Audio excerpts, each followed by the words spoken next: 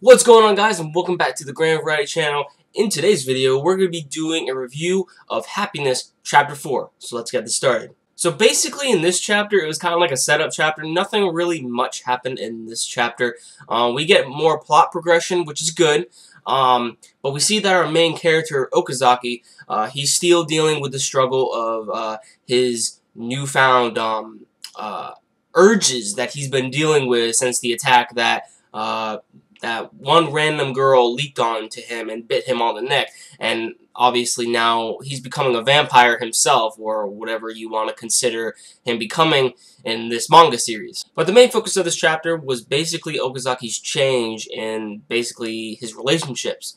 In one of the panels when he was at school, one of his old friends asked if he would like to have lunch with him and whatnot, but he said, you know what, I'm going to make different plans. There's this new person I met, and as we know, Okazaki, he's kind of like an introvert.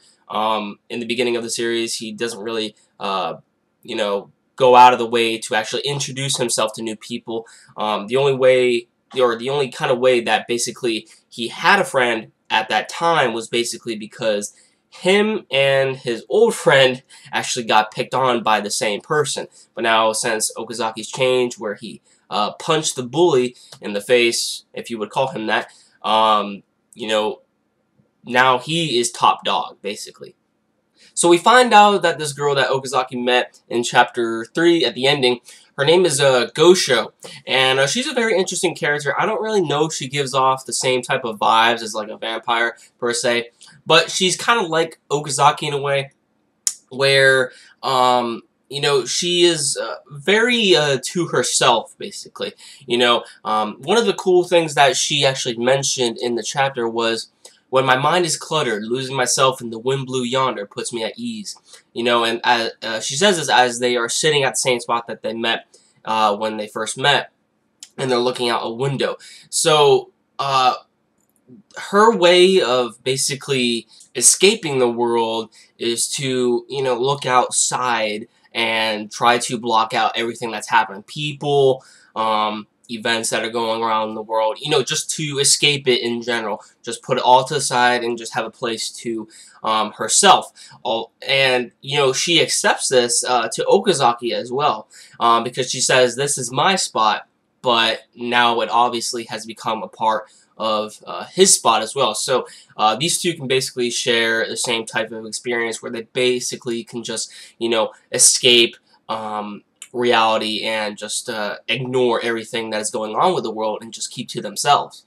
So we can see in some way that Okazaki is changing in some way. I mean, he even leaves home to basically go to the video game store, obviously to erase his mind, get his mind off of the world, and look at the sky and whatnot. So he gets on the bike, kind of like what Gosho told him to. You know, he sees the sky and he's basically happy with himself now, and he's like, oh yeah.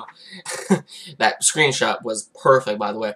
Now, finally, when he gets to the video game store, he meets his friend, no, his the bully that was picking on him in the beginning of the series, getting picked on as well. Probably for the fact that now, since he's a loser, he is not top dog anymore, so other people are basically looking down on him and messing with him now. That's probably what's going on, while Okazaki is changed and becoming more confident.